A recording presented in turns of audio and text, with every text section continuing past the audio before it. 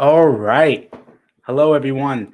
My name is Diamond Rivera of the Live Discussions with Diamond podcast, coming all the way from New York City.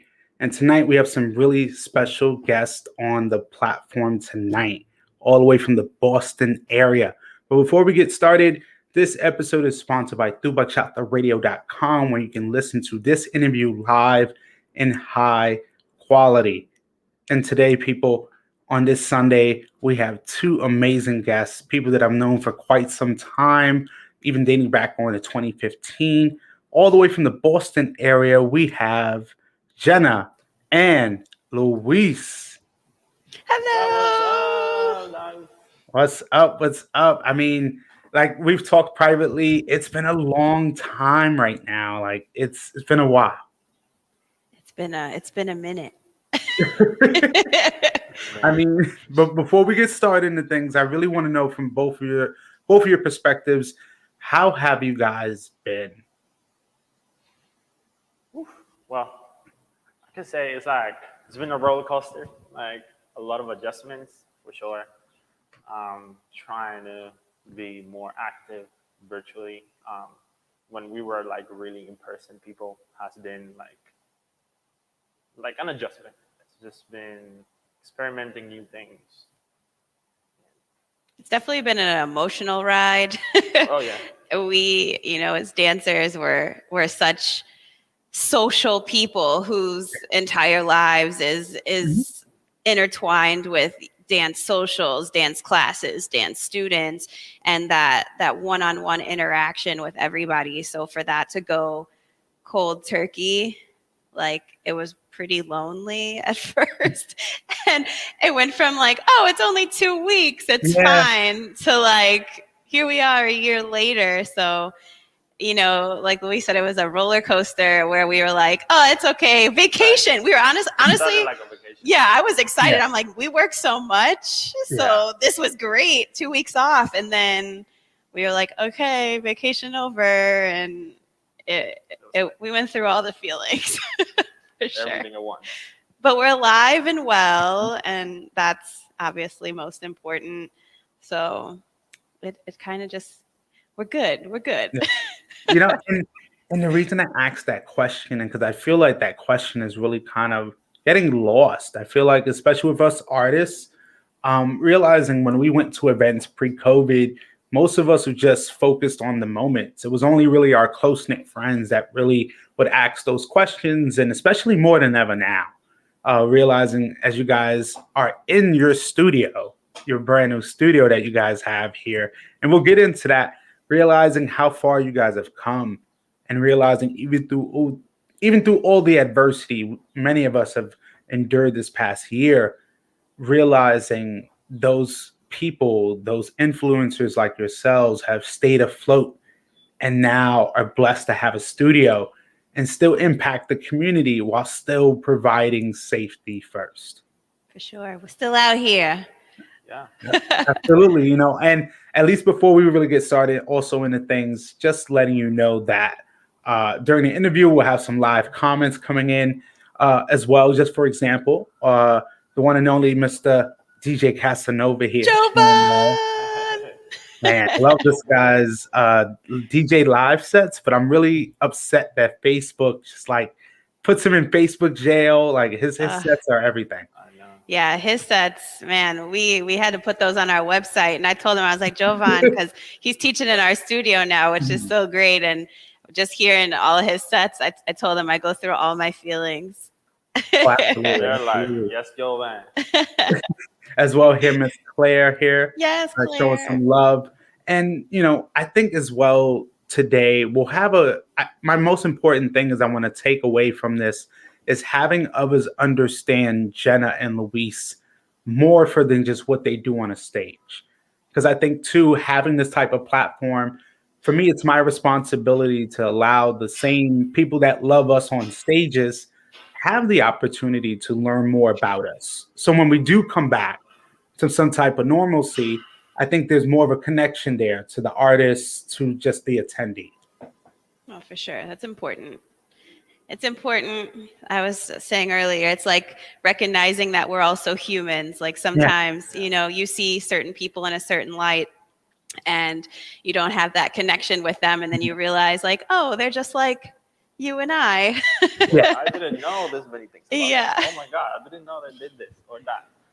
Absolutely. So, I mean, as we get started, I love, of course, understanding the road to success, but I think it's also important that we understand who the guests, such as yourself, Shannon Luis, who you guys are pre COVID, pre dancing. Like, who were you two before kind of dance entered into your life? Whether you've been dancing your whole life, but what were your lives like before Jen and Luis came about?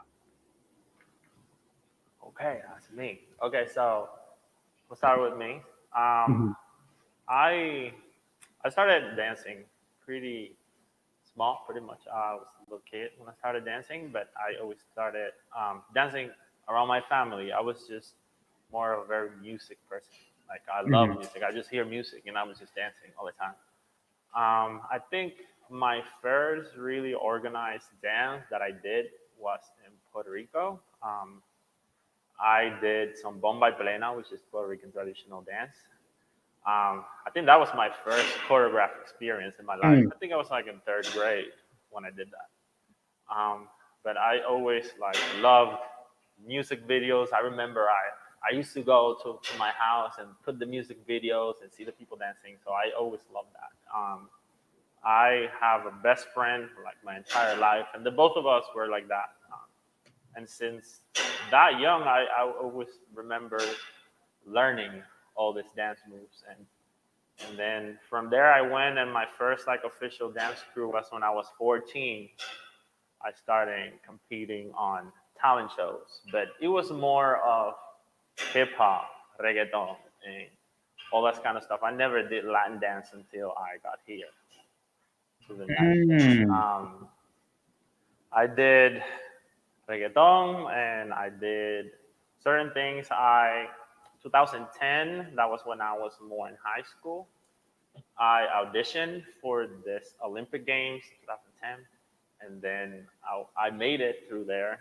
And I did this opening show with Olga Tañón. I danced with Wisin y Yandel. I danced with all Wow. these people. Um, yeah, I really focus more on reggaeton and training on that area because I always love to do like Mhm. fiestas patronales. I will Yeah. perform with them and reggaeton artists. And then from there, I started getting gigs. I actually did music videos, which is the career that I wanted to go. My goal was Mm. to keep training in reggaeton and eventually travel the world with reggaeton artists, which was my goal. But after a while, I did some things, and it was hard for me to go to the college that I wanted to go. So I decided to come to the United States to save some money and come back to Puerto Rico. But when I came to the United States, Yeah, everything. uh, everything changed. So, and that's the beginning of my Latin dance story there. That's where I started going out to Havana Club, was a really famous club Yes. over here in Boston. I started going to Rouse, all these small socials, and then one time I met Jenna at the Havana Club, and she told me all about Island Touch. She was one of the members of Island Touch. She was actually captaining by that time, pretty much. And she said, Recruiter. "Oh, You should be you're pretty cool." recruiter. Yeah. Oh, So she yeah. was my recruiter. Yeah. She was like, "What? You dance for Ataca la Alemana? You Yeah. kidding me? Really?" So I was like, so she invited me to somewhere else the next day, and then we went, and then I went to one of the rehearsals, and then from there I was just, no, I just need to keep going on the bachata. And then we hooked them in. That's what Yes, happened. and then I got hooked. And from Um, there, me being raised in a competitive like yeah. environment, I just wanted to like keep getting better and better, and that's how I'm here right now. It's pretty much cutting it short because there's a lot of training that I did in between that Mm. from there and It's just like a smooth, long process. yes, from there I met Ataca la Alemana, then I met Alex and Desiree, and then Yeah. from a student I went to a captain on the team, from captain to director, and then from there, I was just directing the Boston Touch team with Jenna, Hmm. and we started doing club classes. They asked us, "Oh, you should do this class in this club." I remember when we did this class in the club, Havana Club. There was only like two couples dancing bachata in Boston, literally for a whole year. At the end of the night, only like three couples were staying the dance floor until it actually got big, which was pretty crazy. Like how consistent. Yeah. Yeah, to no one be. was doing bachata back then. Yeah, when we And started, it was what only year that would you dance. say that would be? Like We when? met in 2013. Yes. So in 2013, we started dancing together. And around that time, that was, I think, the second or third season of Island Touch. Mhm. They were in New York at the time. Yeah. And so Boston was one of the first 5 cities to have their franchise teams. So it was about 2000. It was at the very end of 2012. I remember we had auditions, and I joined in early 2013. And then I met Luis at the end of one of the seasons. And then, but bachata was like, it was out there, but it wasn't, it was like 1 or 2 songs. Maybe it was still a really strong salsa scene, at least here in Boston. So Yeah, we were funny, they there don't in the play beginning. bachata here in Boston, and only a handful of people will dance it. Like there was not bachata pretty much at all. It was like magical, like the song comes on, the floor clears, and you make eye contact with like that one other person who's also like, Yeah. Hey. who likes bachata? And you like connect with each other, and then it was like magic.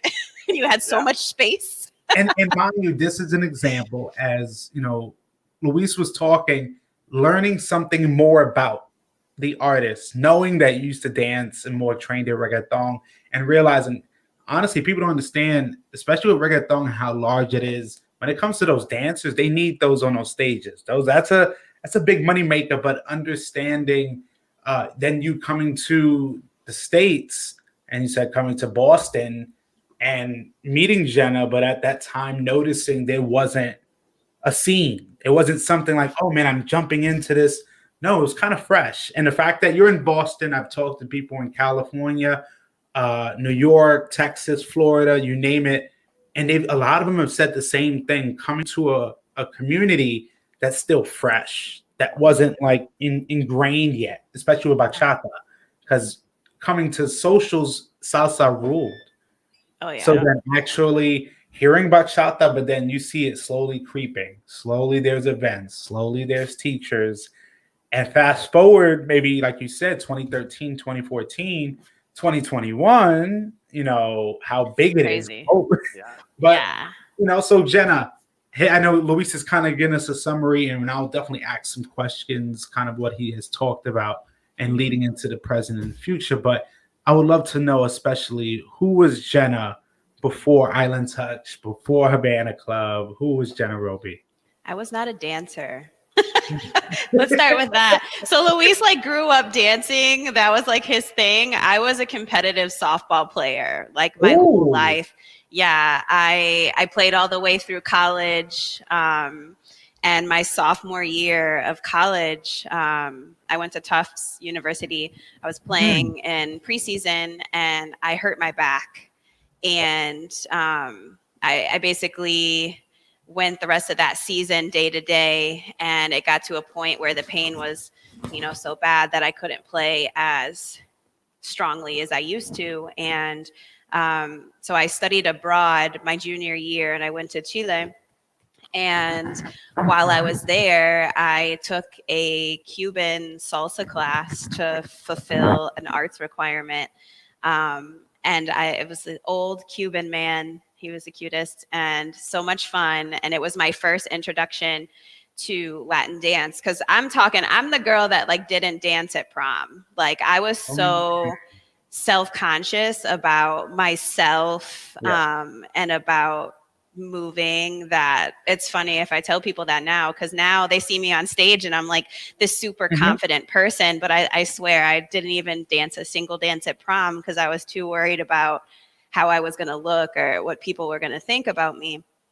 And so I got into dance when I came back for my senior year of college, and that was in 2009, 2010. I took a class with Mila. Shout out to Mila Thigpen. She was my salsa instructor at Tufts, and she was dancing on a team with Anara in the Boston area. And so she was like my first introduction to this new world, because when I was studying abroad, all my friends had graduated because I was friends with a lot of older people. So I came back after a whole year being gone and not knowing anyone. So getting into the salsa class, and she made us go to Riles and to we had Fire and Ice back then. It was the only place in Boston that would allow people who weren't 21 yet. So we were college people. We were all up in there.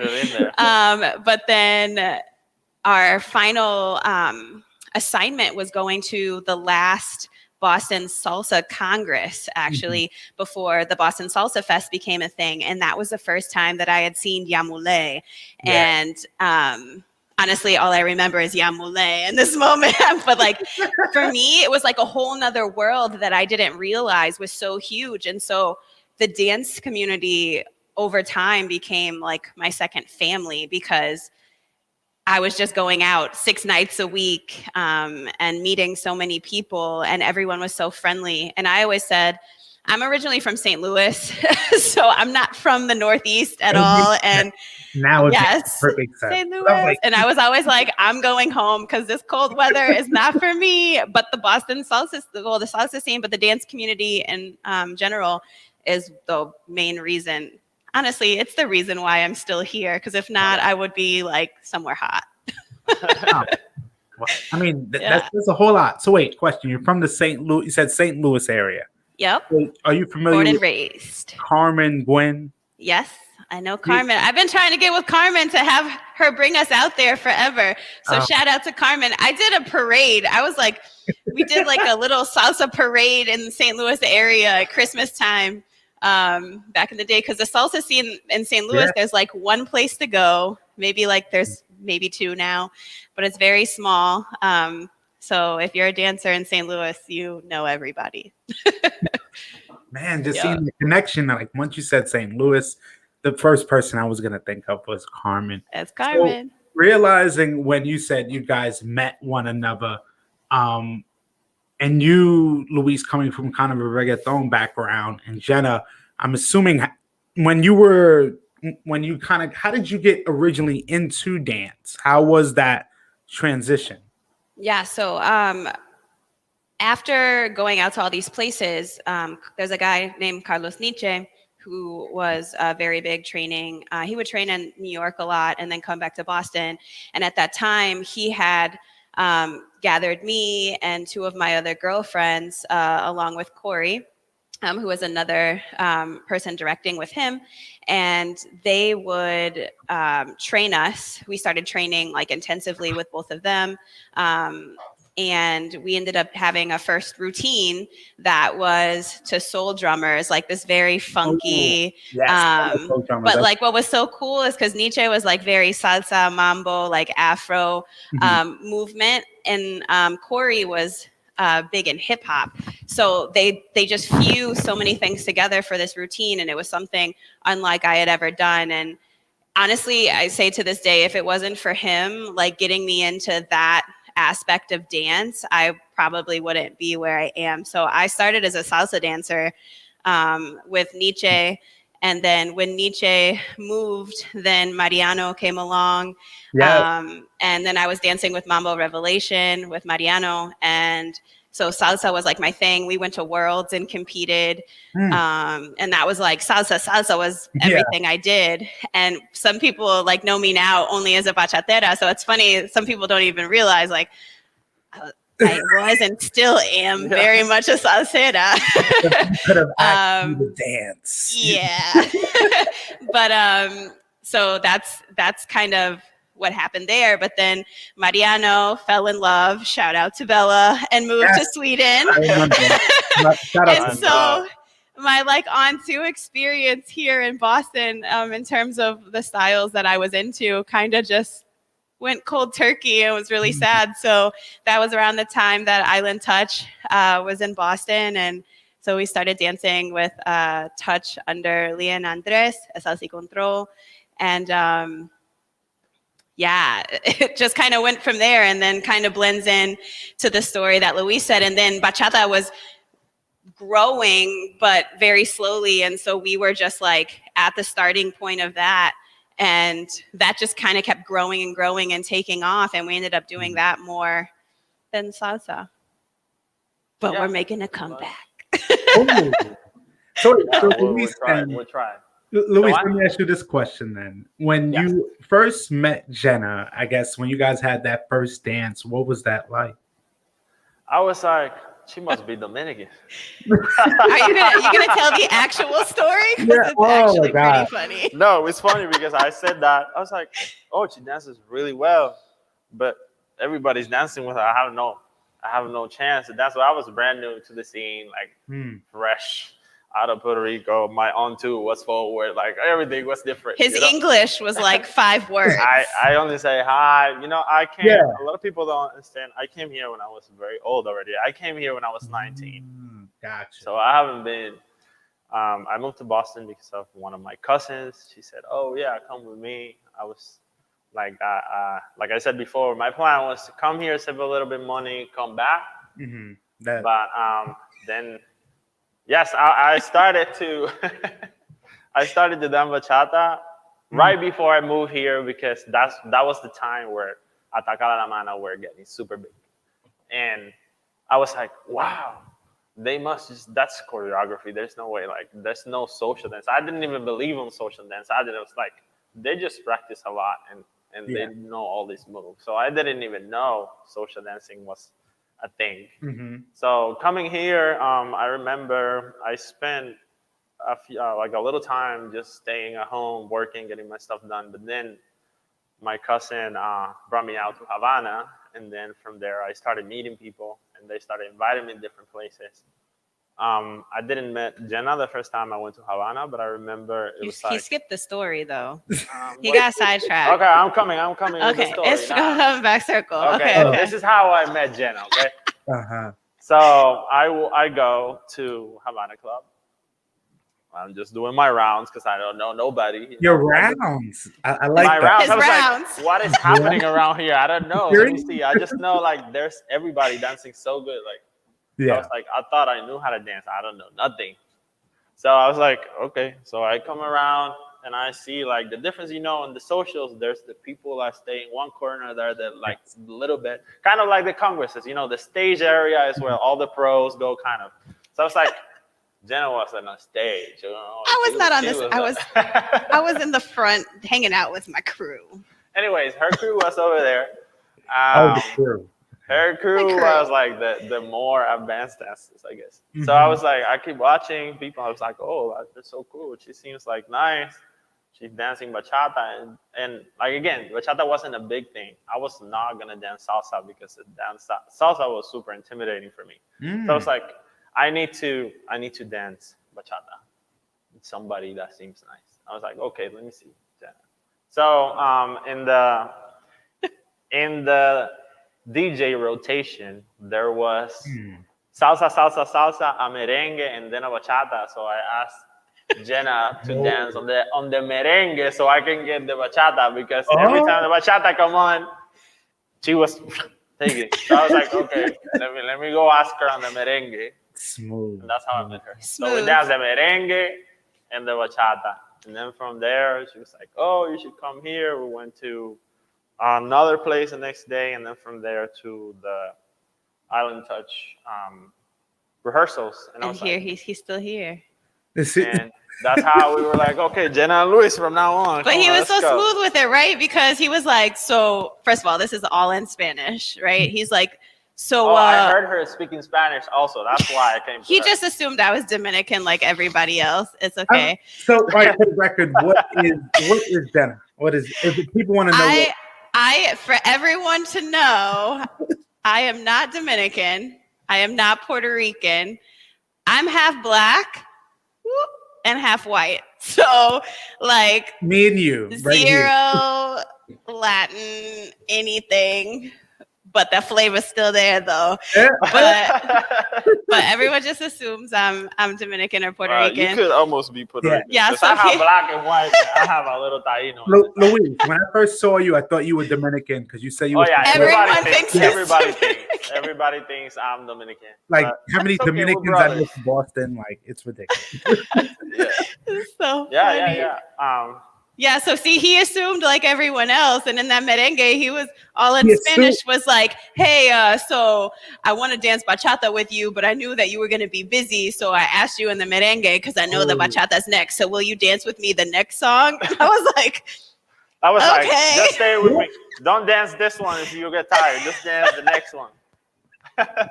Oh my God. "So funny." Luis, you tried it. This is like a novella. You really tried. I know, You it's a you very banked cool on story. the merengue working that could allow you to get the chance. So I mean, kudos to you for sure. He was smart with I it. know. And at least No, you but had I got the food. dance. Yes, you got the dance, and they said the rest is history. And that's the problem because of that, he never went back to Puerto Rico. So Yeah, he's still here. Oh my still God. here. Oh I don't think I'm gonna leave now. no. But realizing like that moment that you guys shared at that moment of meeting, and just like fast forwarding all these years later and seeing where you are. I mean, everything happens for a reason. That moment had to happen. If it happened differently, you don't know what the circumstances would have led to. So then Sure. now with Jenna kind of recruiting you into Island Touch and you getting that experience, for both of you, my question is, what was that experience like now going from just the social dance setting to now performing? Well, for me, I always love to perform. I mean, Hmm. I grew up performing strategy. Claire, you funny. Love you, Claire. I was used to performing and competing before. That was my strong. I love the stage. But I'd never did it dancing bachata. So for me, it was like brand new. Like having to deal with a partner, I was really just all about me as an individual. So it was like different experience for me to transfer social dancing and make it into an actual show, which I learned a lot from Jenna, from Island Touch, Lee, and Andres. That's where I started everything. All my bachatas really started from there. Which is really kind of cool to see, kind of how you said everything happens for a reason, because like Luis as a person and as a dancer has come a long way. I'm so proud of you.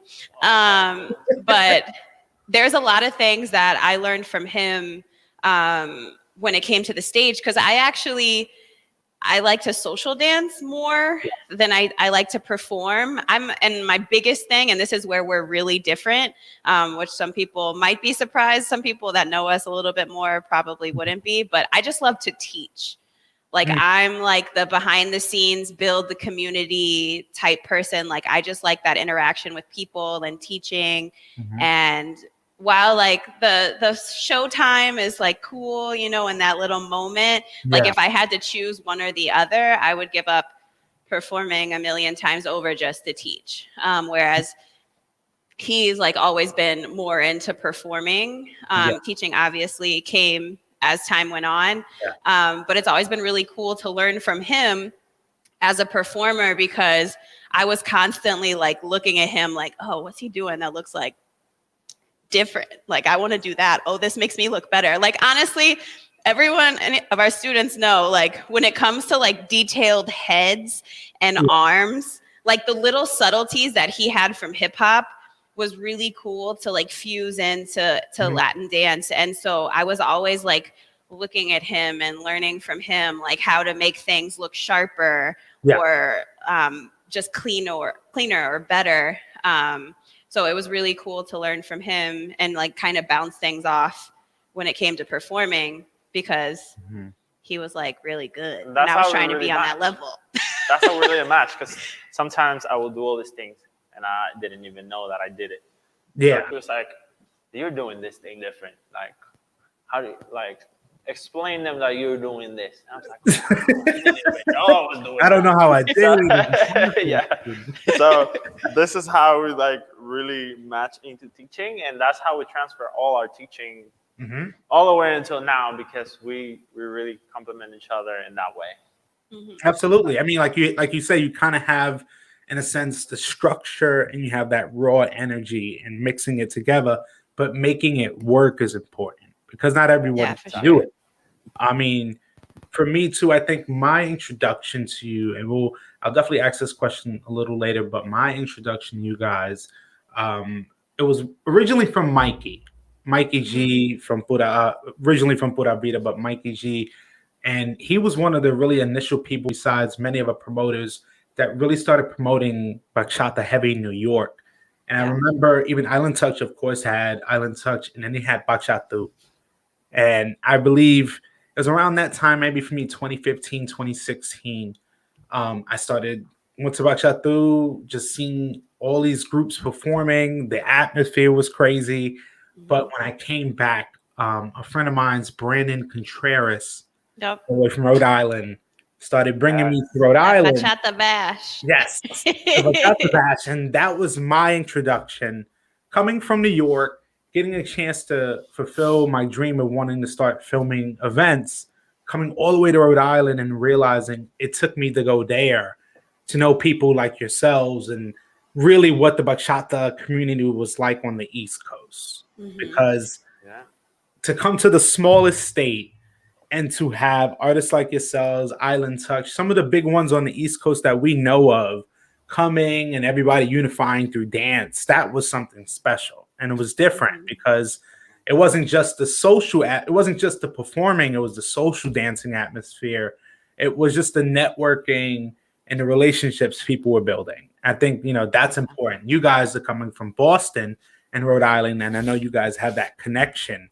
But then meeting you guys, for me, going to Rhode Island, because I didn't really go to Boston, I was like, wow, like, I think it's only like an hour away from Providence. Yeah, pretty much. That's super fun. So, like, for me, then a question I have is, you guys are dancing with Island Touch. When did you guys jointly understand that, hey, now I think we're capable of teaching? That was a great question. Yesterday? No, I'm just kidding. I feel like we're always very hard on ourselves. So we were all about training, of course. But Jenna, being a teacher, I guess she likes to be super extremely ready, which I completely understand that. The same for me. I'm very picky with me knowing how to teach stuff. And all this encouragement about teaching was pretty much from our own instructors and our own students or our own teammates. Like people will see us performing and they will be, oh my God, what, you're not teaching? I didn't know that you were teaching. That you're not teaching, you should teach. So it was more the encouragement of people around us, our instructors. Leon and Andres, of course, they gave us the role of captaining the team. So we got experience of like being able to lead a team, even though I did that before, but I never did it in a partner work or like in a bachata in a totally different style. So it came from there, and then the first opportunity to really teach in a place with brand new students that they were not only teammates was with Jeff Robinson from Havana Club, coming from Jenna, because he asked Jenna and Beto. I had another partner at the time that we had started teaching at the first ever longest going bachata Monday at Havana. Like Luis mentioned, with like 2 couples, and that was it. And that we were trying to build this night with Jeff at Havana, and it just kept building, and everything's kind of just come organically because, I never, as Luis mentioned, yes, I am a teacher. I also teach middle school. There's another little thing about me. So I teach 8th grade. So like for me, like I can't do anything, especially this year. Let me tell you, thank you. What subject do you teach? Bless me extra. What do I what? What grade? What subject do you teach? Subject, I teach Spanish, actually. 8th grade. my God. Mhm. I mean, I love that you're so ingratiated in the Spanish culture. I Learning. am. Yeah. It's given me a lot, let me tell you. That's why she That's a tricked me. whole nother conversation. That's how I tricked him, you know. You speak Spanish better than me. Oh, But yeah, it all came really organically because, you know, I have to be over prepared for everything, and Yeah. I won't do anything halfway. So if I don't feel ready, I'm not going to do it. And I want to make sure I've thought of things like a million different ways and all the possible questions that I could get, and make sure that I can explain everything super well before deeming myself a teacher. And so when I had been asked to teach at Havana, I was like, why? And Irina actually was the one that asked me. She said, because I love the way you dance, and I think people want to dance like you. And I'm like, yeah. okay, That's how sure. it starts. And that's how it started. And so even then, I didn't feel ready. And then I was like, Luis, you know, come and help out here. So it was me and Beto, and then eventually Luis and I, and it just kept growing. And then we started training so much with Mhm. doing, you know, the stuff with touch, but then also getting to do a lot of work with Alex and Desiree, Yes. taking privates and just being like, how are Yeah, you every time we moving travel. like that? Like, what are you doing? And Every time we travel, we always try like to get some privates with people. Alice and Desiree have been really, really big mentors for us, the Mhm. same way as like Island love Touch. them. Mhm. We did trainings with a lot of people. We did like With Alma, with Ana Latina, we with did Gabby some and training. Sergio Gabby at the and time. Sergio. Yeah. We did a lot of training, and I think I did at that time. What really got us to be better, in fact, for us was having the pressure to be teachers, Yeah. Yeah. because like when you teach, you got to be perfect. So the way that we are, we got to be as ready as we possibly can to teach Mhm. a class. So we are like, okay, we got to push, and just starting to teach got us better and better. Like we've changed all of our strategies to teach like a million times. um, but that's a teacher in her, and it works. We're just always improving, Always and improving, always trying to get better. that's Always why. creating. Like I love creating stuff. Like Yeah. I love the fusions. I love doing all new things. I had a goal when we were teaching of trying to do something different every week, even if I couldn't do it at the time. I would be Yeah. trying to do it. So that was our mentality, and I think that's how we kept progressing with time. And I Mm. think that kind of also is like a good segue into Yeah. like where we are right now, because I think we've just always been adapting and always changing things to not, I don't want to say like go with the times, because I Mhm. feel like through this all we've still remained very much like ourselves. Yeah. But just like adapting to change, or like how can we make this better? Like what can we Yeah. do to make this better? And I think it's been nice to like survive COVID and figure Yeah. out like what can we do now, you know, to keep doing what we want to do, and Mhm. getting that encouragement from, like he said, our mentors, and from our students, Yeah. honestly, just being like, you should do this, you should do this. And we're like, nah, you don't know how. Alex and Des were like, you guys need to do your own choreo. And we're like, nah, we're like fine doing other people's choreos. And We they're can like, do yours for no. now, and they're like, no, you better have that. They were almost at the point like, we're not going to let you do any more choreos because you need to do your own. So it was like that strong encouragement where we were like, okay, maybe we should. Let's try it. And it was the scariest. Yeah. It's scary. We did our first routine with our team.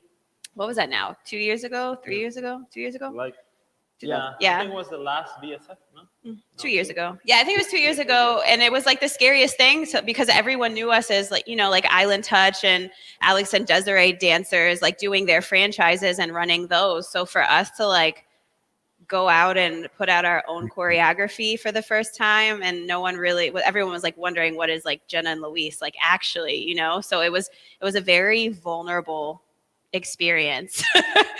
But it went really well, and it gave us like just a slight amount of more encouragement to do more. But it's always scary, along the way. Yeah, But we're still here.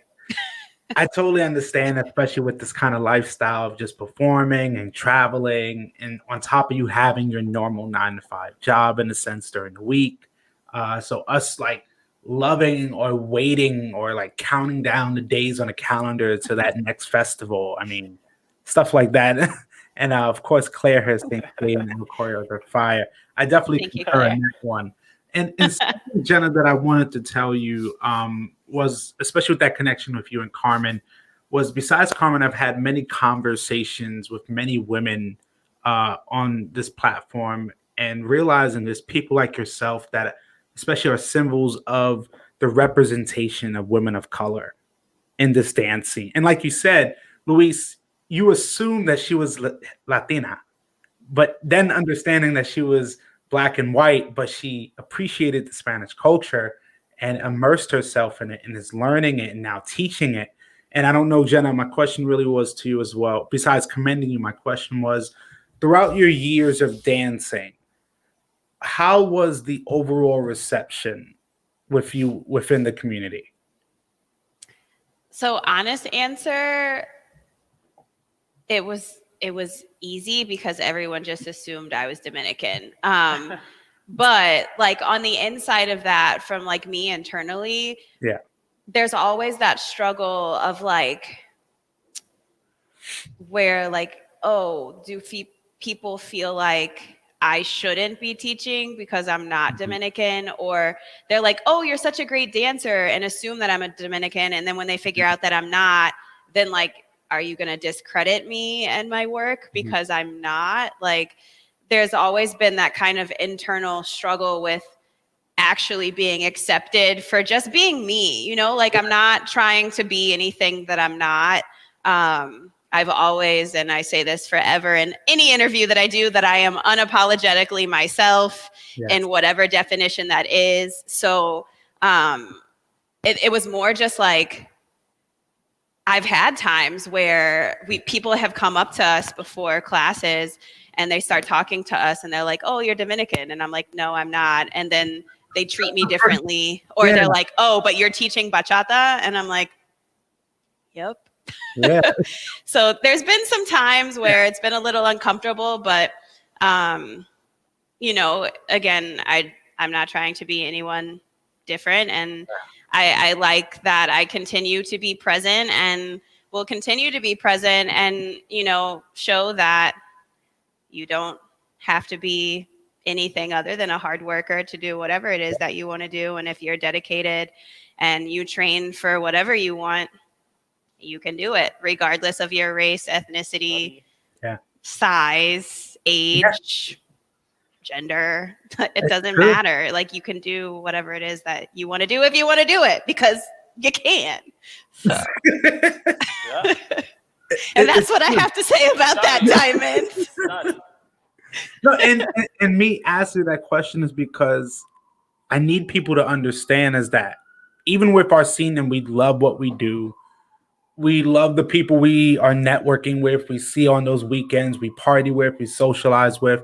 There are those moments that, like, we all have them, that people question our validity. And I'm going to give you a perfect example.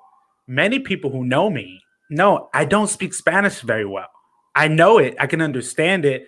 Hard for me to have a conversation. So for me, then when I have to tell people that, and then they question my validity, and I have to let them know that even with me dancing something, I may not overall understand the full language. I then do the research afterwards. Mm-hmm. And for me, having to do double or triple the work to try to prove my validity was a question at times at a younger age, but realizing I'm doing everything I can to contribute to a community that's given so much to me, and just having people accept you for who you are and knowing what you're doing is not a gimmick. Because you and Luis dancing, I love is just that the genuineness you have on stage or in a demo teaching setting. It's definitely reminiscent of an Alex and Desiree, reminiscent of a George and Tanya, and realizing the people that have kind of guided you along the way, for both of you. And people don't realize, all of you, I think at one point when you started dancing, started with salsa. And many people don't even know that most of the bachata dancers we know started in salsa. Yeah. And it's like, you started with salsa, and then you saw that avenue of bachata, and it worked. And realizing, like you said, Luis, with salsa was kind of intimidating. And then just so happened, boom, you meet Jenna, then there's bachata, and Boston's growing as a community. And I believe Island Touch has had a lot to do with that growth, in my opinion, for the bachata community. And then it's influencers like yourselves that are help building it. Because when you talked about Leah and Andres from Salsa y Control, who are big groups out there from Boston for decades, and now appreciating the art form of bachata and understanding artists like yourselves. And you said now you were the students and now you're teaching. That's a different responsibility. When you have a team to take care of, it's easy for 8 members of your team to deal with you than you to deal with 8 of them. Oh, definitely. Yeah, say that again. We normally deal with way more than 8. Yeah, we got a lot more than 8. Oh yes, just for example.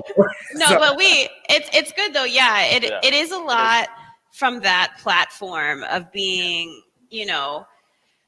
a teacher, and then you become this like person in the community that people are looking at. And that's something, especially in these times. Like, I've had moments where, someone will message me and they'll send me something and they're like, what do you think about this? Because like people are constantly looking at you for your opinion, because they're recognizing you as a person in the community. And it's a lot of pressure in one aspect, because there's always eyes on you. There's always people watching you, and there's also people following your lead. And so it's like a really big responsibility, I feel, to like do the right thing, obviously, because you want to do the right thing, but also knowing that people are following your lead. So whatever it is that you're doing is going to have an impact in more than just yourself. So there is a large responsibility in that, but I feel like it's nice to know that we have like people behind us and people that look up to us, and whether they know it or not, like we look up to them back. And if it weren't for them, we wouldn't be here or who we are. So it's a very big. I wouldn't think that we were like be here if it wasn't for the community that we have and the students that we have. Especially on this times, the support that we got from the students during this time, what's really what pushed us through to even make the decision to have the studio now. So it was all about the community. It was all about them. Even that this was a dream for us, they pushed us even more to do something like that. Yeah, and going back, you had Leah and Andres, who gave us, the first opportunity to step into a leadership role, to Jeff for giving us our first teaching opportunity in the community, to Mikey for being the first to hire us for an event outside of our area. Mikey given all the gigs, because Jersey was another big one for us. Like, we had never... Well, for me personally, it was never really my goal to even a thought for me to teach outside of Austin. Like, I've always just been like, grow the community, grow Boston, make it the best scene ever. And then they're like, go teach here. And I'm like, okay, people want to learn from us. So, just that foot in the door has helped build these other things. And we've made connections along the way, which has been really cool. So it's like all those little steps that have kind of led us to where we are. It's been pretty cool. I definitely agree. And I would say is that in that, through all life's experiences, the common denominator is you. You ultimately are going to choose the outcome of the circumstances you're put under. You understand is that if you didn't train as much, you didn't study as much, you wouldn't be progressing as much, because we understand too, there's 2 different types or many types of dancers. The ones that go to classes, they get a liking for it. They want to train, they want to study, they want to perform. They see the positives or the joys of performing and traveling. They start getting noticed. There's like a process of how it goes. But realizing, like you said, you and your genuineness and just being merely vulnerable to yourself, because you're your harshest critic.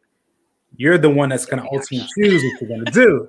I mean, and I think too, like you said, your partnership together as a dance couple and as teachers, you're feeding off one another. So when Jenna's not feeling it, you got Luis there and vice versa to kind of balance it out. And I think definitely for sure. We're both like, yes, because this studio definitely wouldn't have happened if we weren't both like, are you sure we can do this? Are you gonna do this? Can we do this together? Are we gonna make it? I mean, I would definitely, if you want to go back, I'll say you guys are the fire and ice. I'm sorry, I got to take that right now. You guys got the fire and ice. Everyone knows that. There's no surprise there. Before we got the studio, I had the opportunity before, and I mentioned it to Jenna, and she's like, "Oh, I'm definitely not ready for this right now." There was moments that we were just not ready, and then it ended up working out because after that, I saw myself go like, "Oof, very under." I had a really dark moment like during this quarantine, and thank God it didn't happen then, but it happened now. It happened when it had to happen. And yes. Just lemonade. What is it? Lemonade out of lemons? Yes. That's what we did. Yes. Okay. I got it. There were lots of lemons in 2020. I didn't know how to say it in English. Yeah, there were a lot of lemons. There's a lot of rough things that we went through this 2020 year for sure. I mean, at least before we getting into that actually helps me transition now to kind of understanding the present into now the future, meaning that, you know, we remember throughout the years leading before COVID happened, we were just waiting to go to our next event. We were waiting to teach the next class. We didn't think that everything can change in one day, and realizing that, you know, with COVID happening, it affected our community a lot globally, because the thing we love to do, dance, requires connection. It requires people to be closer than 6 feet to each other.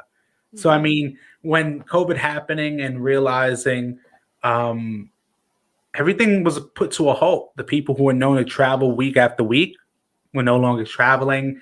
They had to find another alternative for income.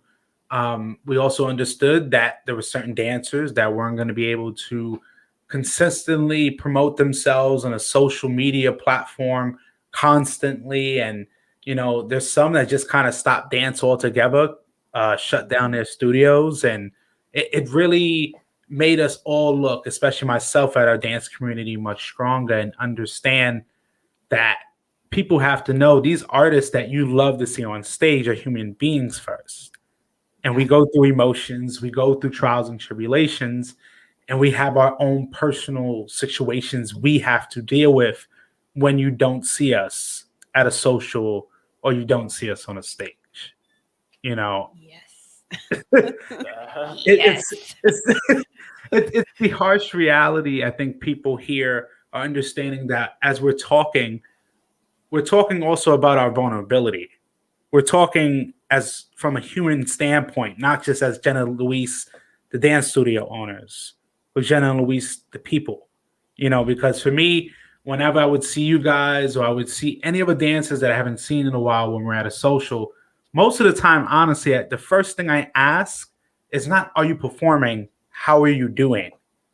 Because I think that right there was something lost, because you only did that with your close friends in the scene when you had time upstairs in the hotel room, because you weren't doing that when you were downstairs. Most of us weren't. Yeah. So I think this quarantine more than ever made me focus on creating something that I could connect with artists like yourselves, because to just say here in a public setting, hey, how are you doing? Because like you said, aren't you nice, Diamond? That's so sweet. You know, but it's artists like yourselves that I've known for quite some time. So now to have this type of platform that allow people to understand you how I understand you, that's what's important. Because like you said, people don't really maybe care or understand that, you know, you're not just a performer. You know, you have other hobbies and things you have to do, you have a life outside of dance. I mean, Yeah. so my question really is, with COVID happening, and really this whole past year, the importance of having your supporters that wanted you to have a studio. What has really been the biggest lessons that you've been able to learn throughout, from when you first started dancing to kind of presently? Do you want me to take that? Yeah. I had a feeling. Go ahead, go ahead. I need to translate. I know. So honestly, I would say one thing that's really important for anyone that might happen to watch this, to like realize, not just in the dance industry or, instructors, but just like anything that you deemed as essential for your life, that, when things were normal and you were going out and doing these things, and if you stopped doing them, just realize that those people that not, I don't want to say used, but Yeah. did things with for your personal enjoyment, like those people also get enjoyment out of doing and providing those services for you. Mhm. And so if that all goes cold turkey, then I can see people feeling not wanted or not appreciated or not needed, and just make sure that if people want the community Yeah. to be what it was on the other side of these things, it's going to take the same community that built it in the first place to help maintain it, and let those people know that you still appreciate them, even if you can't provide in the way that you did before. Because I know for us, it was very emotionally tough when COVID happened, and we went from teaching so many nights a week and having teams and students to like, we didn't even have a studio anymore to teach out of. So Yeah. for us, it was like, when the place that we were teaching in closed, we're like, well, I guess life's going to be different on the other side. And it started to hit us as a reality that like, what the old way, what we knew before COVID no longer existed. And we could have just been like, okay, well, it's just going to be like that, Yeah. on the other side, and then we can deal with it then. But, then we had our students that, a lot of people use dance for like mental, Therapy. like therapy, for a release, for an escape. And we also, well, I can't speak for we, but I also need the, dance as an escape and a way of expressing myself and interacting with other people outside of my other job that is very stressful. And so for all of that to be gone, Yeah. I was also in a dark place. I had a lot of stuff going on personally in my life during COVID, where, like, honestly, if I wouldn't have had, people to fall back on, I don't even know where I would have been on the other side of these things. And so we kind of just paused everything for a little bit and regrouped, and, got in touch with ourselves and said, well, what is it that we want to do for us, and what are we able to provide? Because if you're a provider, but you're also not okay, Yeah. that's also a struggle. So it took a little bit of time and adjustment to figure out what we were even able to provide. And, little by little, we were able to, of course, check on our people, because everyone had stuff going on. So check on our dancers, check on our people. And, it all comes back and feels worth it when you have someone say, oh my God, like, spending that hour, even if it was virtual, it's not the same, but it's the highlight of my week. Or I still like seeing you, or I feel better like after getting to share this space, even if I'm not even dancing and just showing up and seeing you, like those are the things that were really important to me personally. And especially I have a group of ladies. Shout out to my ladies teams. I love them so much. It's just very, very important to like check on one another and love on one another and make sure that you're there, even if you might not be physically present, that you're still there. And I feel like that's been very helpful to get through this time and has helped keep me going. And honestly, I just started my first ladies team of my own as a not a franchise. And I honestly, like, so many people showed up for that, and I cried. I'm a staff anyways, but I cried my first rehearsal, just like looking around at who was there. And so it's things like that that keep you going despite everything else that's going on, because you know that there's still people there. And so just think that. Thanks to everyone that's there. I'm not going to be emotional. I know. I'm done. The end. Luis's turn. Well, she pretty much said everything. Okay? I think my biggest lesson after all of this is like how close the community was. I guess sometimes it's hard for me to separate. Okay, I'm an instructor. I have to be this and this and that.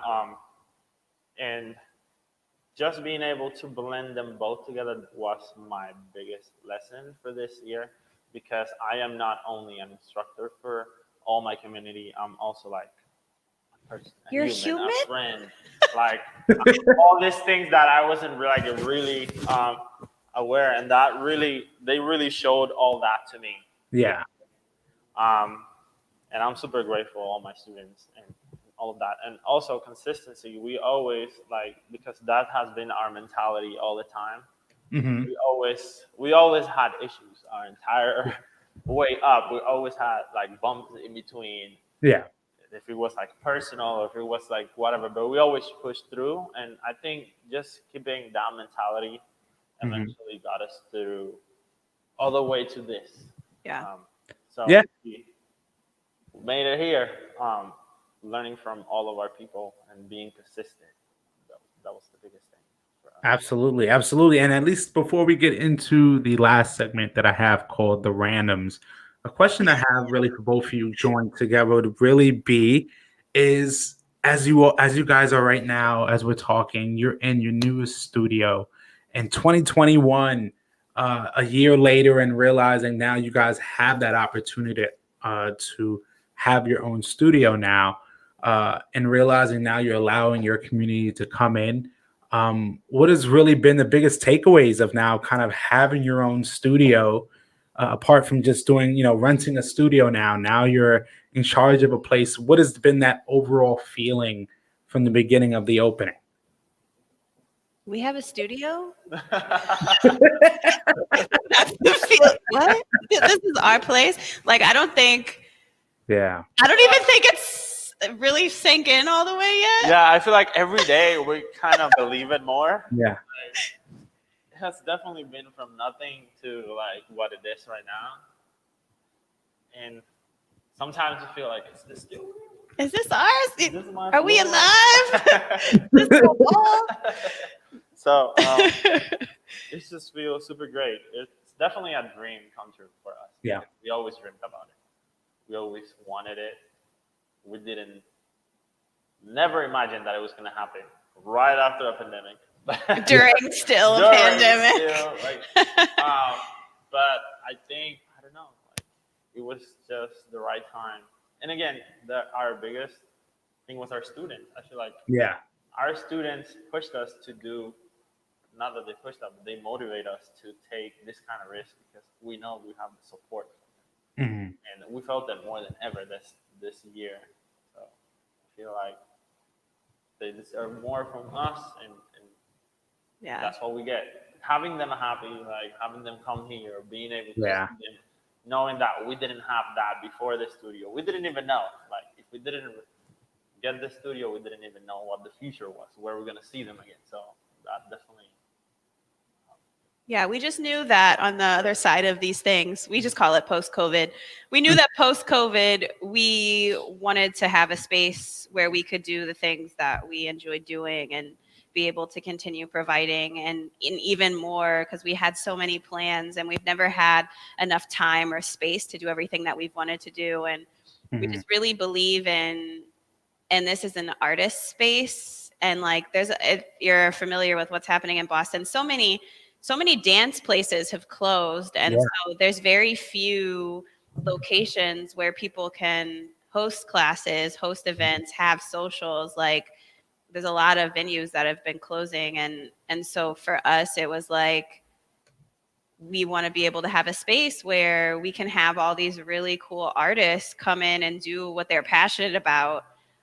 So shout out to all of our instructors that we have in our studio, because it's not just us. Like it wasn't really our plan to just be the only ones in here. Like, have really cool people that are really passionate about what it is that they do, and to be able to open our students' eyes to like a whole nother world. Like, we got people doing tempopical.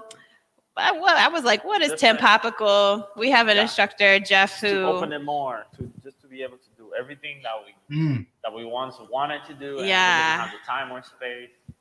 That's what we want to offer to all of our students. Exactly. So they have like bachata, salsa, kizomba, zumba. We have a dance conditioning class. We have tempopical, hip hop. So it's like all these things that can happen and everyone can enjoy, whether virtually. Because let me tell you, one thing that's been great about this whole year was figuring out how to do more virtually. And so having all this equipment, Claire, who was here, left us.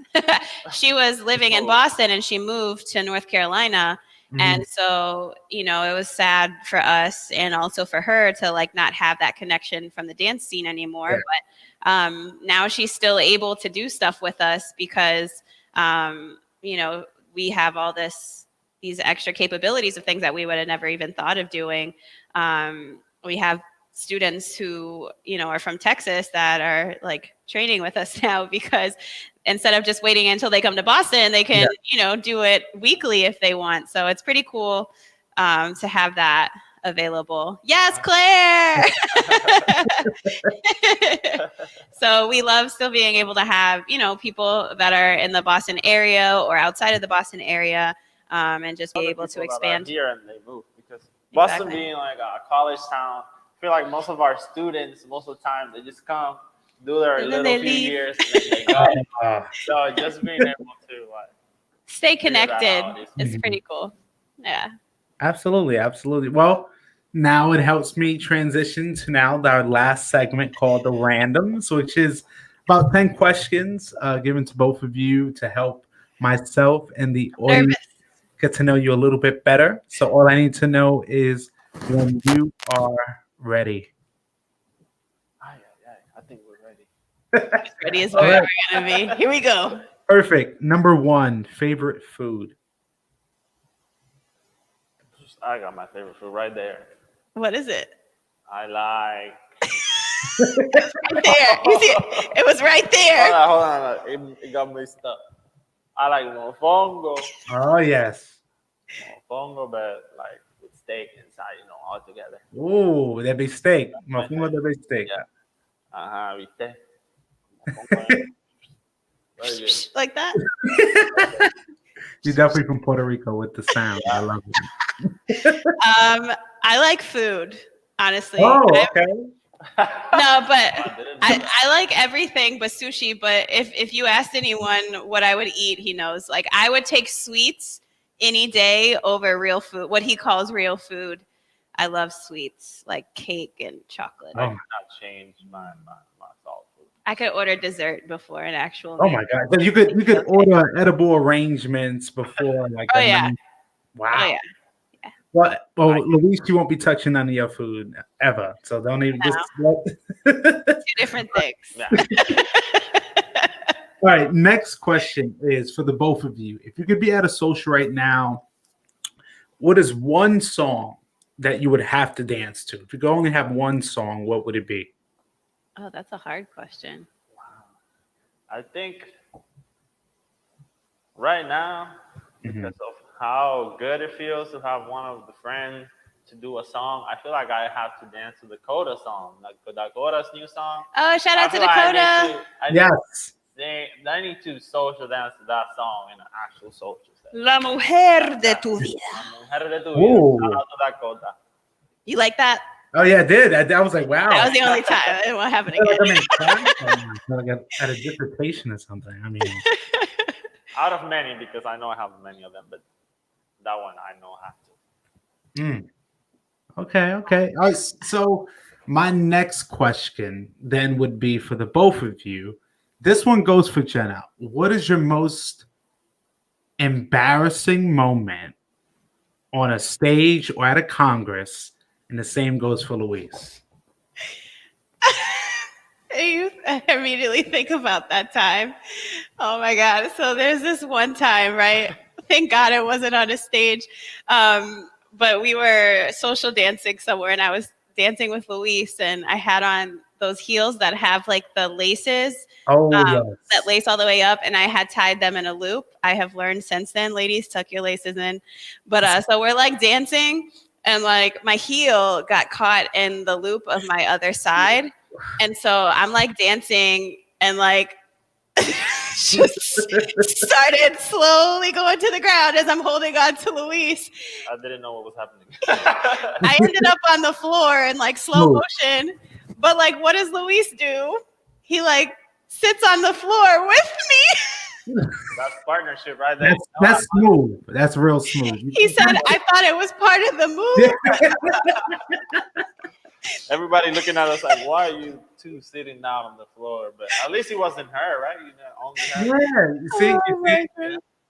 I mean, So he could have just left you right there. I mean, thank No, you. it was pretty embarrassing because you had no control over it. It was just, I was going down and He was going down with you. it was just happening.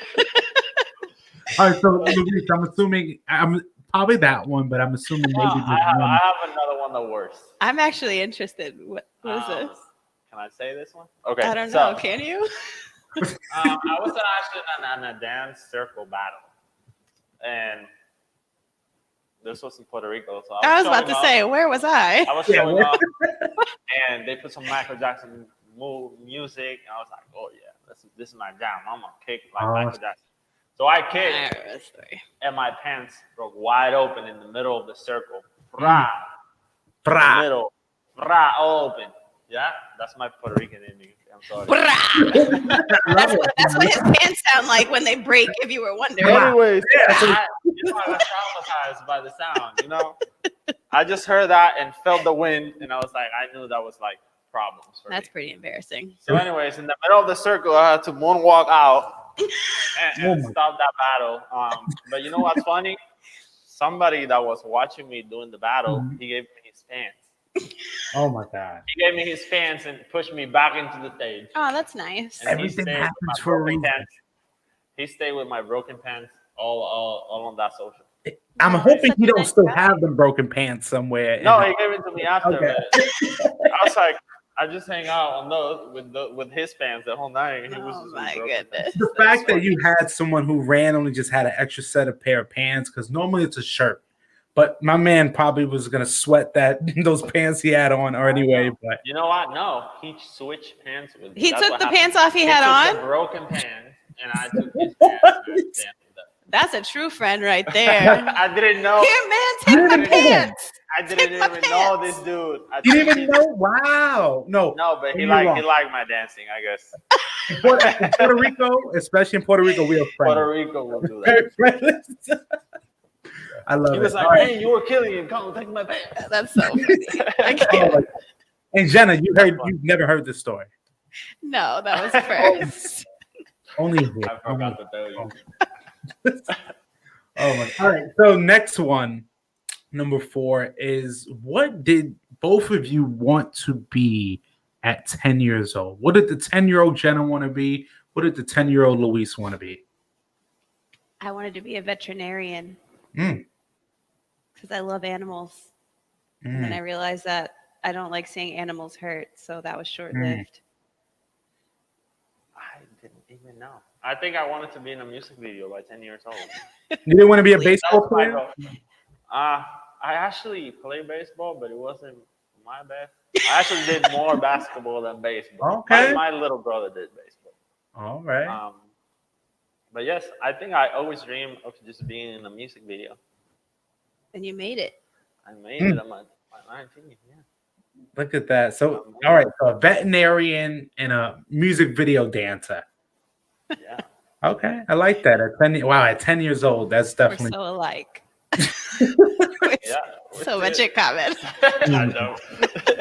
All right, so the next question here should be interesting. What is your spirit animal?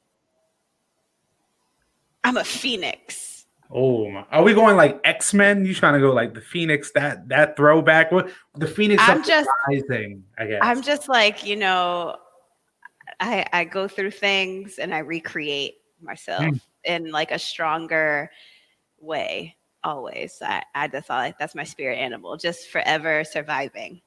Oh, I could see when you said that. Luis was like, "Okay, all right, now you got that make me think on this one. What I'm gonna say." He's like, what's a spirit animal? What is my favorite animal? I don't know. Maybe a monkey. I don't know. He said a monkey. You can say an eagle. I don't know. Elephant. I just go with the flow and create stuff, like come up with stuff. This is why you have Jenna here, because she's gonna save you. You don't want to say. Yes. I know. I would say this. I would see more of it like an eagle, someone who's very observant.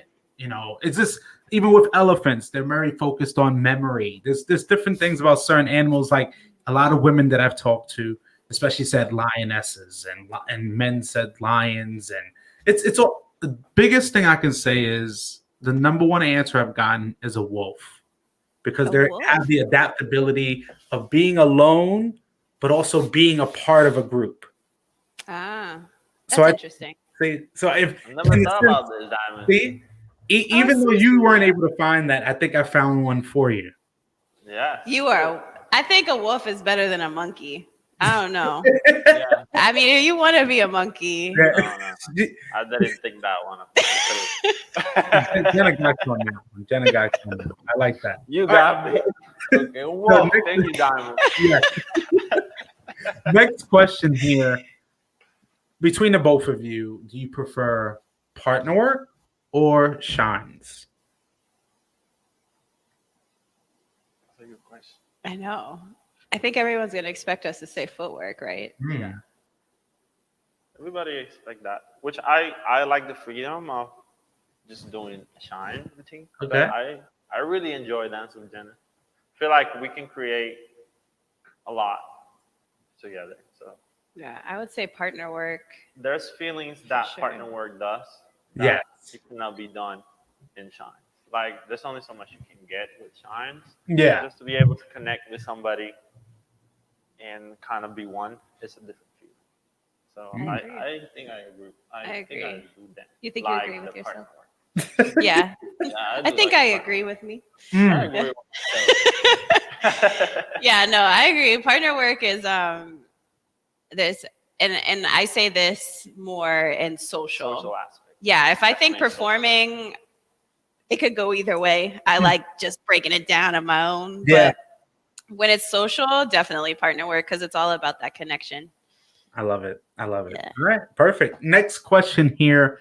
What would be your superpower for the both of you? If I could pick one? Absolutely, just one. If you could pick just one. Just one superpower. Oof.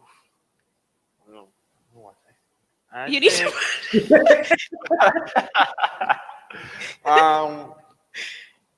That's hard. That's a hard one.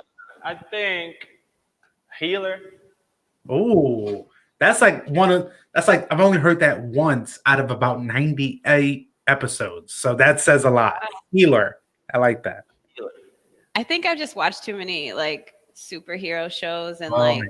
So when I hear healer, I'm like, oh, but then everyone's going to want to try to take advantage of you because everybody's going to want you to help them. And then you're going to break down. See, this is the thing, Luis. Just don't even go down that rabbit hole. I already know where it's headed.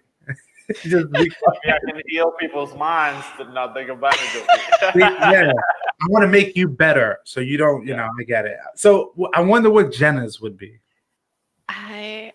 I don't know. I feel like maybe she could be a psychic. No, I don't want to be a psychic. You don't want to know what everybody has. My anxiety, boy, I'd probably never leave the house if I knew what was going to happen. But I don't know. I would like to. I think if I answered this way back when, I would. Oh, Cece, love you. I always wanted to know everything. Like Oh. I'm really into questions. Like if I don't know something, I want to figure it out. You No, know, like hope you're not a conspiracy theorist now. I don't know if you're going oh down. no. Or No. just like, oh, if I wanted to like learn how to play guitar, like I would want to have that skill to like learn it. Yeah. To like acquire things just because I think it would be cool to know a lot of things. Okay. I like that. That's the best I came up with right now, Diamond. I like that answer. And I like that answer. This one, next question, I would consider a very spicy question because it's going to now ask you have 3 people from the both of you, you both have 3 each, and you can't include your partner. Who are 3 people that you could dance with right now? Who would it be? Wow. Darling Garcia, number 1. That's my boy. Shout out to Darlin. I always have so much fun dancing with him at congresses. Like it could literally just be me and him in the bachata room the whole time, and we'll just have a good time. Yeah. I always have fun dancing with him. That's 1 for sure. That's just right off the top of my head. Only 3? Yeah, only. I really like dancing with Jonathan from J Squared.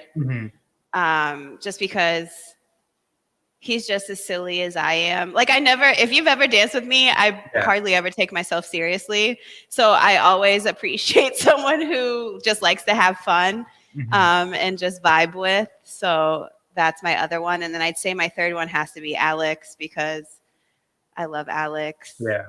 And he's just fun in whatever he does. Wow. I'm surprised I answered that fast. Your turn. Wow, this is hard for me. Oh my God. I love so many people for so many reasons. Okay, if I had to pick only 3, I don't want nobody to get upset, okay? I'm like, what are you going to say? You can't say me. I'm just going to say for like connection, like there's different vibes that I feel with different people. When it comes to connection and fun, I have to say Desiree. I dance with Desiree, and it's so fun, so natural, it's really fun. I think I will pick her. I enjoy watching some people that I haven't danced with a lot of them a lot or enough, but I know with Desiree I've danced enough that I'm like, wow, every dance is like so cool. Who else? Oh my God, this is hard. I haven't danced with Alemana as much as I would want to, but when we dance, it's a really good connection. However, I've danced with Bianca a lot, and I know that dancing with Bianca has been great, and it's always like a super good connection. And so I like her. Oh my God, I have so many favorites. I cannot. I know. I'm like trying to think. Like, who do you dance with all the time? Yeah. I also like the connection that I have with Annette from New York. Oh, Annette. Yes, Annette. Yes, I have to include her because like when I dance with her, the connection is super cool. So shout out to Annette, and I think that will be the 3 out of 100 that I have. Yes. And then we're both gonna pick a 4th. Okay, because we get to break rules. And then my number 4 that can't include Luis would be my fiance. And Luis's number 4 would also be Ellie. There you go. I love it. I love it. You're just here saving the day throughout the whole entire time. There you go. We're going to save each other's back. Because you already know after this, they would have said, so you weren't going to say me. So you don't like dancing with me at all? They were like, I spent this whole hour and a half watching this interview. And I don't waiting for my shout out. Shout out to the bass. Yes, shout out to the bass. All right, so next question, our second to last question is, what is a special talent that many people wouldn't know you have?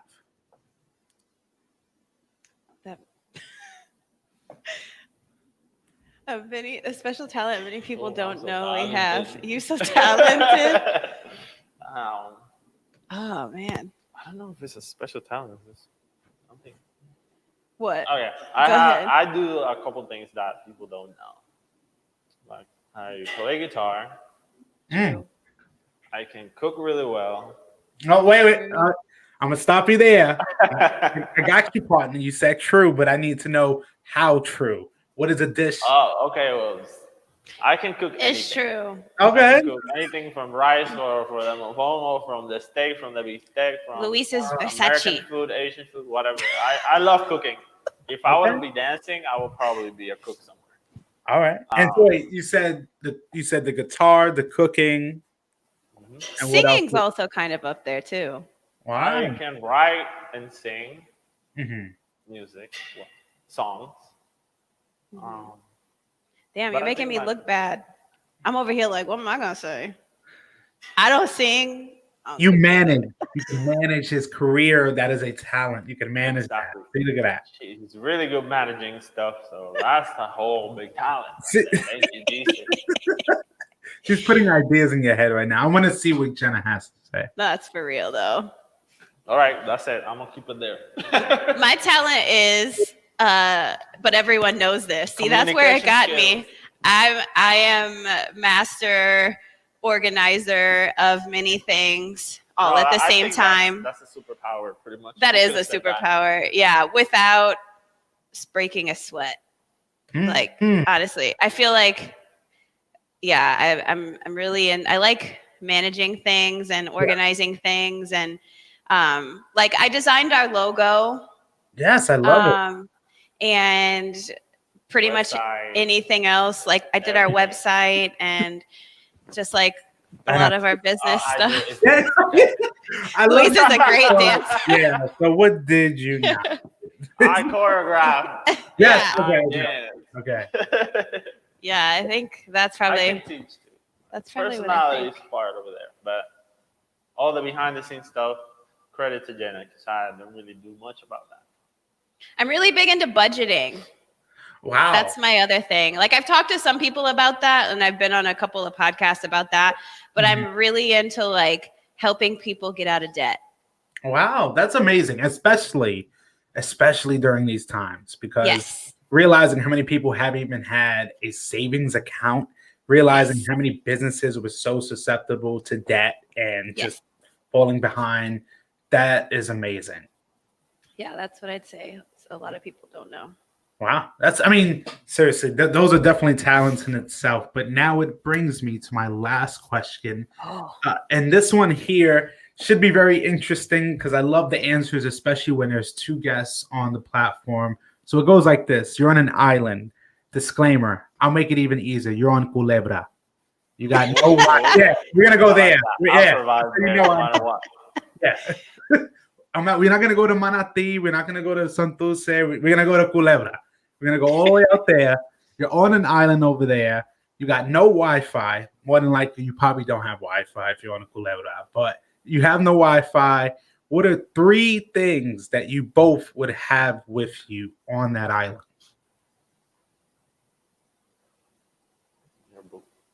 So it's funny that you knew that because that literally would have been my first answer. That's the one. He said, "Your boo." I was like, "Yeah, you're right." So we can agree on the first one. Yes. Okay. Yeah, so that's you're right. You're right. Some gym equipment. For me, forget about the gym equipment. I need a stove. No, I can cook with fire. I think. Wow, it's hard. Now that I added 2 things. I'm just like my boo, my mother. Okay. Can I just bring some people? Family. Right? Yeah, can I bring my mom? I need my mom. Yeah, you can have your mom. My mom solves all problems. So any problem that I would find on the island, my mom would solve it. You said if there was no Wi-Fi. No Wi-Fi. I mean, you don't need Wi-Fi. We'd be okay.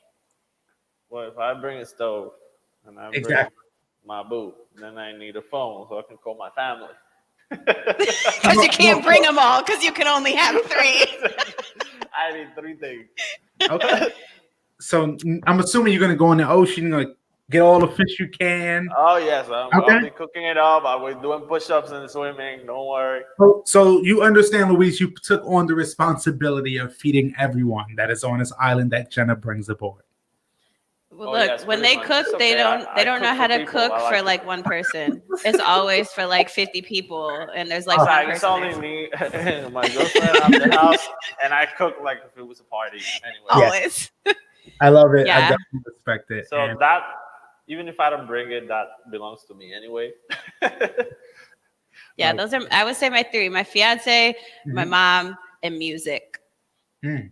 And then, Because music cures all moods. It's true. oh, I love how you left that at the end. Just hit that, like little mic drop. I like that.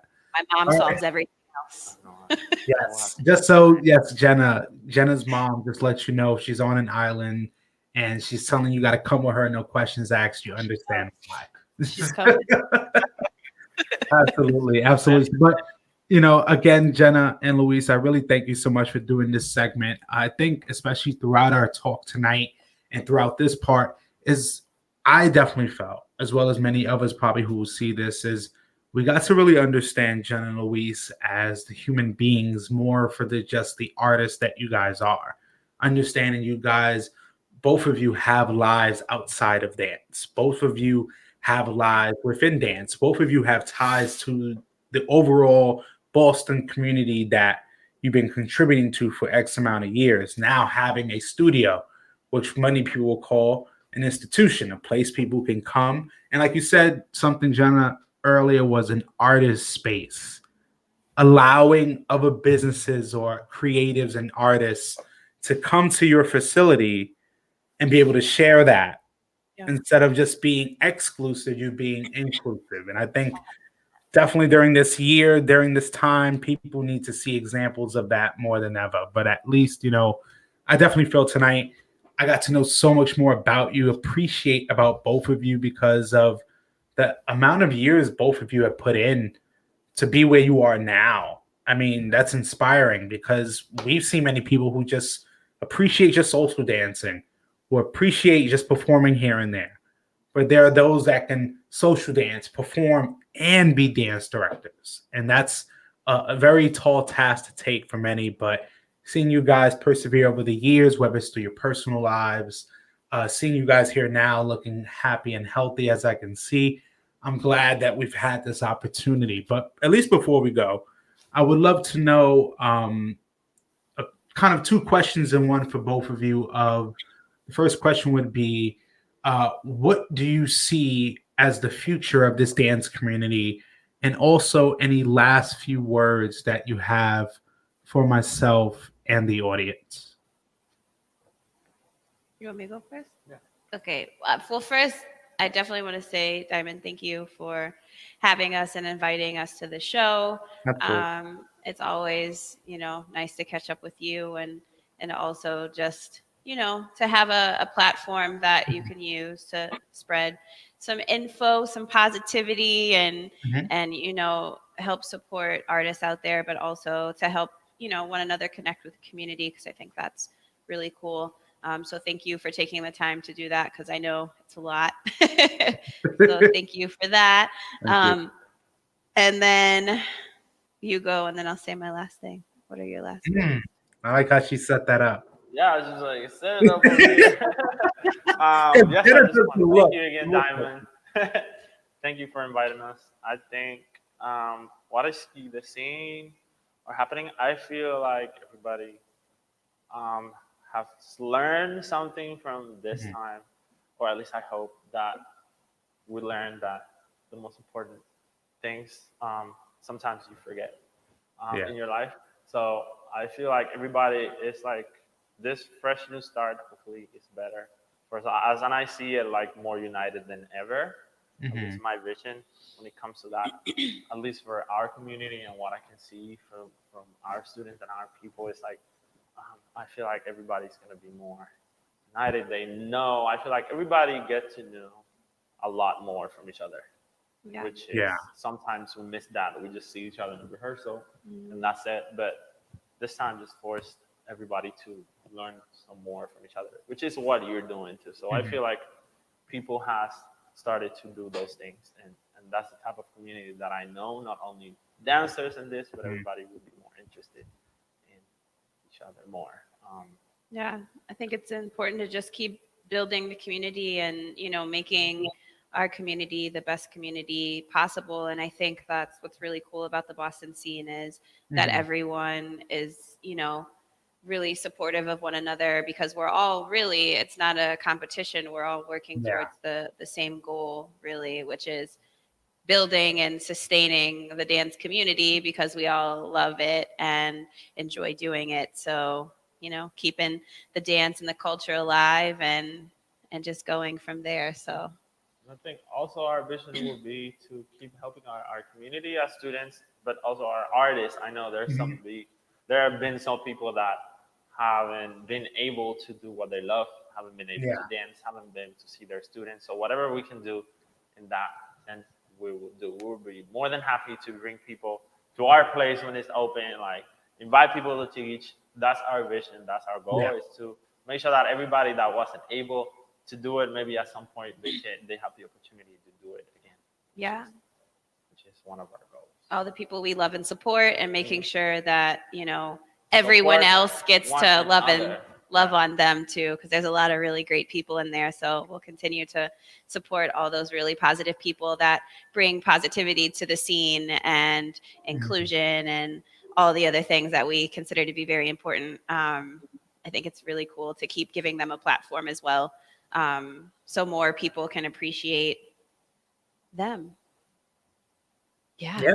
Yeah. I mean, absolutely. And at least I love how you guys really do feed off of one another and shown that throughout the entire talk. And at least before we do go as well, any contact information on how people can reach you both in terms of just future classes you're holding, whether it's virtual or in person.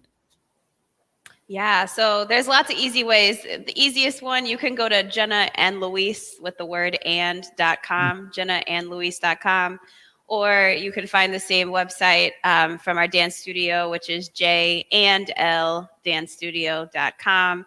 We're also on Instagram as Jenna Luis Bachata, Yeah. as well as Facebook, and then obviously the studio as well, JL Dance Studio. So lots of ways that you can connect with us. All of our personals are there as well, so you can see a little behind the scenes for both of us. But we have the studio, then we have Jenna and Luis Bachata, and then we have our personals. We're just out there. So any of those ways, it'd be great. And then if you're watching and you ever want to come by and take a class with any of our instructors in our studio, you can do that virtually. So jnldance.studio.com. And if you're ever in Boston, just make sure that you Come come down see to us, see us. us, message us, because we love everybody that visits. Our community is bomb. That's all I got to say. We've been to a lot of places. I don't want anyone to get mad, but when things open back up, Boston community, our dance community is very special. So if you haven't been, you need to check it out. Whether it's bachata, salsa, kizomba, bazouk, anything, all of it. Like our people, there's something special about this community. Oh, thank you. Yeah, and just realizing is exactly the same type of information and things I was able to learn today was so beneficial because I already appreciated both of you during just the many years you've been just involved in the scene, whether it's you traveling from Boston to New York, going to events or throughout the states, and realizing, like you said, your influence because you're teaching. When you're having that ability to teach people, it's a huge responsibility, and realizing you're helping create the new generation of dancers for years to come. And having both of you on meant so much because I know for me, I got to appreciate and understand you both more than just what you do at a congress or a festival. So realizing now other people can appreciate that. That's why I do it. And I'm thankful that both of you took the time out today and the amazing J&L Dance Studio out there in Boston. People definitely check it out. I definitely, with things are much safer, I want to take a trip up there to Boston. Actually, Let's FYI, go. yes, I gotta cook for FYI. you now. I gotta cook for you, man. Let's get some food. I just say this. Big shout out to Brandon Contreras because him was definitely instrumental in my decision that me and my wife, Catherine, who I've met through Island Touch, me and her will be moving to Rhode Island in a couple years. So that I'll be just an hour Bringing it away. back. Yeah, so we'll be moving to Rhode Island in a couple years, definitely. But realizing I've always appreciated the Boston dance community and talking to two artists like yourselves that have been really key and influential in the growth of the bachata scene and seeing where it's gone and where it's going. I'm glad that I was able to have you both on tonight. So I thank you. I thank Thank everyone tuning in you. tonight for tonight's episode with the live discussions with Diamond. I'm myself, Diamond, here with Jenna Luis out there from the Boston area, out there at the J&L Dance Studio. Everyone, please check it out and hope everyone stay safe. And we will see you next time. Thank you, Thank you. everyone. Everyone, thank you.